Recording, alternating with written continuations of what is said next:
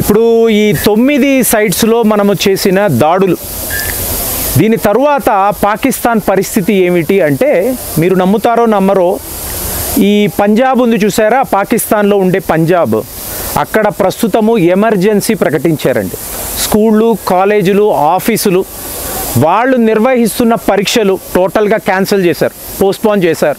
So అక్కడ ప్రజలను రోడ్ల మీదకి రాకండి, పరిస్థితులు బాలేవు అంటే మనము కలిగించాల్సిన భయం, పోయిన వీడియోలో మాట్లాడాను, ఎలాంటి ఒక నేరేటివ్ అంటే మీడియాకు చెప్పేశారు. ఇప్పుడు నేను ఆల్రెడీ చెప్పాను, ఇలాగ ఎప్పుడైతే సివిల్ డిఫెన్స్ డ్రిల్స్ అంటున్నారో ఖచ్చితంగా మా మిత్రులు అందరూ అడిగారు, ప్రేమ్ గారు మనం ఏంటి పాకిస్తాన్ మీద దాడులు చేస్తామా అంటే 100% చేస్తామండి. అంటే మీకు స్టాక్ మార్కెట్లో ఉండేవాళ్ళు మిత్రులు అయితే మరి మేము కొంచెం మేనేజ్ చేయొచ్చా, స్టాక్ మార్కెట్లో మరి మా షేర్లు ఉన్నాయి కదా, ఇవన్నీ మాట్లాడారు. ఆ విషయాలు నేను రావట్లేదండి, ఇది దేశము, మనము మన దేశం గురించి మాట్లాడాలి, స్టాక్ మార్కెట్ పరిస్థితి ఏంటో నేనైతే ఇప్పుడు మాట్లాడలేను అని క్లియర్గా చెప్పాను. కానీ ఇక్కడ నేరేటివ్ ఏమిటి, మనము ఒక డ్రిల్ అనేది నిర్వహిస్తున్నాం అంటే పాకిస్తాన్ వాడు ఏదైతే ఎప్పుడు చేస్తాడో, మేము మిజైల్ డ్రిల్స్ నిర్వహిస్తాము అంటాడు, చెయ్యడు, ఊరికే మీడియాకు మాత్రం చెప్తాడు.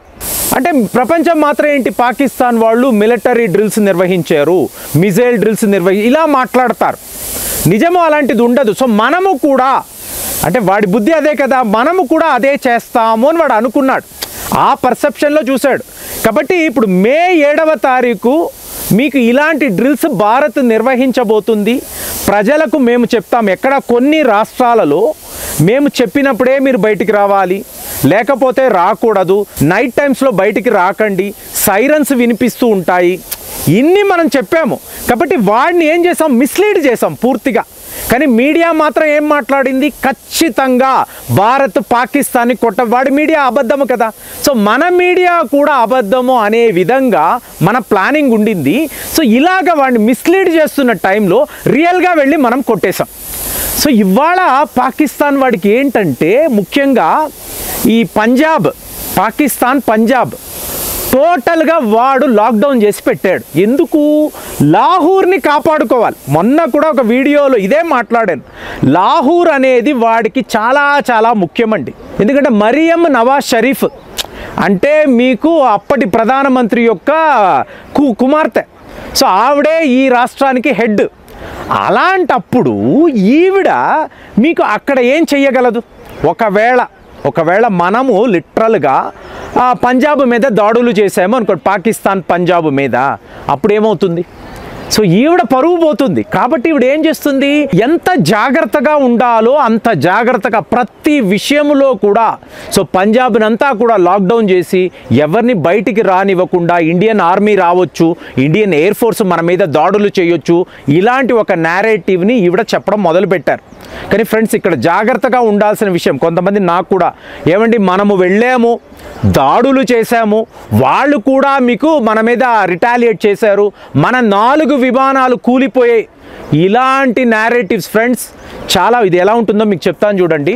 మీకు భారత్ జెండా కనిపిస్తుందండి, పేరు భార్గవ్ శ్రీవత్సవ అని ఉంటుంది, అతను ఫోటోలు పెడతాడు, ఇదిగో చూసారా భారత్కు సంబంధించిన 4 రఫేల్స్ ఇలా కూలిపోయాయి అని పెడతాడు. ఓహో మనవాడే చెప్తున్నాడు కదా, సో మన హిందువులే చెప్తున్నారు కదా అని చాలామంది అనుకుంటారు, కానీ వాళ్ళు పాకిస్తాన్ వాళ్ళ అయి ఉంటారు. సో ఇది కూడా ఇవాళ వాళ్ళు చాలా పెద్ద లెవెల్లో, ఎందుకంటే వాడు చెయ్యగలిగింది ఏమీ లేదండి. ఇందులో చాలా గొప్ప విషయం ఏంటంటే, ఎప్పుడు కూడా మనల్నే ఆపమంటారు, భారత్ ఆగిపో, వాడు చిన్న దేశము, వాడు అమాయకుడు, వాడు తెలియక చేశాడు, మీరు వాడి విషయంలో ఇలా పట్టించుకోకండి అంటే ప్రతిసారి ఒక తీవ్రవాద దాడి చేస్తాడు, తర్వాత పారిపోతాడు, మళ్ళీ మనము యాక్షన్ తీసుకుందాము అంటే నో అని చెప్తారు, ఇలాగే జరుగుతుంది. కాబట్టి ఇదంతా గమనించిన మోదీ గారు ముందు కొట్టేద్దాంరా, వాడి అంతు చూద్దాం, తరువాత ప్రపంచం ఏం మాట్లాడితే చూసుకుందామంటే, ఇవాళ వరల్డ్ అమెరికా అనండి, రష్యా అనండి, వాళ్ళు ఏమంటున్నారు, ముందు పాకిస్తాన్ నువ్వు ఎస్కలేట్ చెయ్యకు, భారత్ ఎలాగో చేసేసింది, తీవ్రవాదుల మీదే కదా దాడులు, నీ మీద కాదు కదా, ఇప్పుడు నువ్వు ఎందుకు రెచ్చిపోతున్నావు, మర్యాదగా సైలెంట్గా ఉండు. ఇక్కడ విచిత్రం అంటే ఒక F-16 విమానము కూడా కూలిపోయినట్టు వార్తలండి. సో అలాంటప్పుడు ఇప్పుడు అమెరికా వాడికి ఎంత కోపం వస్తుంది, వాడవద్దు అన్నానా, F-16 only for terrorist, not for the country. అది ఇండియా లాంటి ఒక శక్తివంతమైన దేశము, వాళ్లకు వ్యతిరేకంగా F-16 ఎలా వాడతావు, నీకు పిచ్చా అన్నారు. ఇది ఎలా చెప్పాలంటే, లాహోర్లో అమెరికన్ కాన్సులేట్ ఉంది కదా, వాళ్ళ రాయబార కార్యాలయం, అక్కడ ఉండే సిబ్బంది అంతా కూడా ఎక్కడికక్కడ పారిపోయి దాక్కునే ఒక పరిస్థితి. సో అలాంటిది క్రియేట్ అయింది అక్కడ. సో అమెరికా వాడి విమానము, అలాగే అమెరికా వాళ్ళ ఈ అధికారులు, అంటే ఒక రకమైన ప్రతీకారం, ఇంతకాలం పాకిస్తాన్లోనే ఉంటూ వాళ్ళకి సపోర్ట్గానే ఉన్నారు కదా, సో దానికి వన్ టైప్ ఆఫ్ ప్రతీకారం ఇది అని కూడా మనం అనుకోవాలి. మొత్తానికి లాహోర్ మీద దాడులు చేయడంతో పాకిస్తాన్ యొక్క ఎయిర్ ఫోర్స్ అనేది కుప్ప కూలిపోయిందండి. వాళ్ళ JF-17 విమానాలు కూడా 2, అంటే ఇక్కడ మన దగ్గర ప్రస్తుతం అలాంటి ఆయుధాలు ఉండడం, ఒకప్పుడు లేకపోవడం కదండి. మనము ఎంత దూరం నుండి అయినా కూడా వాళ్ళ యొక్క టార్గెటెడ్ బేసెస్ ఏ ఉన్నా వాటిని మనం ధ్వంసము చేయగలం. ఆ కెపాసిటీని మనం పొందేశాము. ఆ లెక్కన లాహోర్ని టార్గెట్ చేసి, అంటే వీధుల మీద ట్యాంకులు తిరిగాయి. ఇవాళ లాహోర్లో ఉండే పాకిస్తాన్ ఆర్మీ చల్లా చెదురుగా పారిపోవడము, మేము ఏ తప్పు చేయలేదు, భారత్ మమ్మల్ని ఎందుకు ఇలా శిక్షిస్తుందని చెప్పి వాళ్ళు బాధపడుతున్నారు. ఇందులో చెప్పుకోదగిన ఇంకొక విషయము, ఇజ్రాయెల్ వాళ్ళ హార్ప్ అనబడే ఆయుధాలండి, కామాకాజ్ డ్రోన్స్. సో ఇది ఎప్పుడో మనం వాళ్ళ దగ్గర కొన్నాము. సో ఇప్పుడు ఆ పాకిస్తాన్లో ఉండే ఎయిర్ బేసెస్, వాళ్ళ ఎయిర్ డిఫెన్స్ సిస్టమ్, వీటినంతా కూడా పిన్ పాయింట్గా మనం గుర్తించి ఈ ఇజ్రాయెల్ ఆయుధముతో వాటిని ధ్వంసము చేయడం, అంటే ప్రపంచ స్థాయిలో భారత్కి ఎలాంటి సపోర్ట్ ఉంది. ఇప్పుడు ఇజ్రాయెల్ పాకిస్తాన్కి ఇలాంటి ఆయుధాలు అమ్మలేరు కదా, శత్రు దేశం కదా, కాబట్టి కుదరదు. అలాగే భారత్ మిత్ర దేశము కాబట్టి వాళ్ళ వద్ద ఉండే లేటెస్ట్ టెక్నాలజీ అంతా కూడా మనకి ఇస్తున్నారు.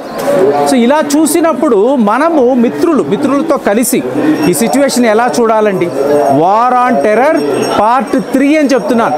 అంటే పార్ట్ 2లో ఇజ్రాయెల్ వాళ్ళు ఉన్నారు, పార్ట్ 1లో రష్యా వాళ్ళు ఉన్నారు, మన మిత్ర దేశాలు. సో వాళ్ళ సహాయ సహకారాలతో మన వద్ద ఉండే ఒక స్ట్రాంగ్ ఎయిర్ ఫోర్స్, వీటిని పెట్టుకొని మనం ఏం చేస్తున్నాం, లాహోర్లో ఉండే ఎయిర్ డిఫెన్స్ సిస్టమ్, అలాగే పాకిస్తాన్ వాడి వద్ద ఉండే యుద్ధ విమానాలు, వీటినంతా, అంటే ఇందులో ఎయిర్ బోర్న్ వార్నింగ్ సిస్టమ్స్ కూడా ఉన్నాయండి, చైనా వాళ్ళు ఇచ్చిన సిస్టమ్. వాటిని కూడా సిమిలర్ టు ఇజ్రాయెల్ వార్, ముందు నీ శత్రువు వద్ద ఉండే అతి ముఖ్యమైన ఇన్ఫ్రా డిప్లాయ్మెంట్, వాటిని డెస్ట్రాయ్ చేయి. సో అదే మనం చేసాం. సో టోటల్గా ఇవాళ పాకిస్తాన్ వాళ్ళ పార్లమెంట్లో వాళ్ళ మంత్రులు ఏడుస్తున్నారండి, మమ్మల్ని కాపాడండి, పాకిస్తాన్ని కాపాడండి, భారత్ దాడులు చాలా చాలా భయంకరంగా ఉన్నాయని చెప్పి వాళ్ళు చెప్తున్నారు. మరి ఇది ఒక్క ఇంటర్వెలే, మీకు మనోజ్ నారవన్ గారు చెప్పినట్టు ఇంటర్వెల్ మాత్రమే చూశారు. అసలు సినిమా రాబోతుంది, క్లైమాక్స్ ఎలా ఉంటుందో చూడండి ఆయన చెప్పడము ఇప్పుడు మనం చేసి చూపిస్తున్నాం.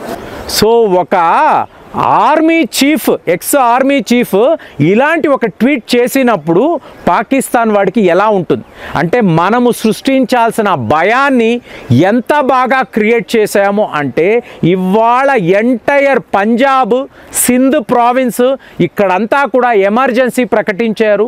ఎలా తమని తాము కాపాడుకోగలము అనే ఉద్దేశంతో పాకిస్తాన్ వాళ్ళు చాలా పెద్ద లెవెల్లో ఒక పానిక్ సిచ్యువేషన్లో ఉన్నారు.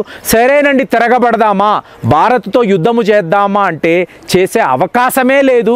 కానీ చాలా ప్రగల్భాలు, బోల్డ్ అంత ఫేక్ వార్తలు, మీకు ఫేక్ నేరేటివ్స్, వెంటనే ఇంటర్నేషనల్ మీడియాలో ఎక్కడ చేశావు, ముందు వాళ్ళ ఫోటోలు చూపించు అంటే ఇమీడియట్గా పాకిస్తాన్ డిఫెన్స్ మంత్రి అబ్బే అలా ఏం జరగలేదండి, నాకు వచ్చిన వార్త ప్రకారం నేను మాట్లాడాను, అంతేగాని అలాంటి అని వాడే మళ్ళీ కవరప్ చేస్తాడు. సో అలాంటి ఒక సిచ్యువేషన్ ఉన్నప్పుడు మనము దేని గురించి ఆలోచించాలండి, ఎవడి గురించి భయపడాలి, మన స్వశక్తితో మన దగ్గర ఏముంది, మనము ఏం చేయగలము, దాని ప్రకారమే ఇవాళ పాకిస్తాన్ మీద ఇంత పెద్ద దాడులు చేశాము. మరి ఇలాంటి యుద్ధము చేస్తే పాకిస్తాన్ వాడు ఏమైపోతాడు, ఆలోచించి కామెంట్స్లో రాయండి. మళ్ళీ వచ్చే వీడియోలో కలుద్దాం. జై హింద్.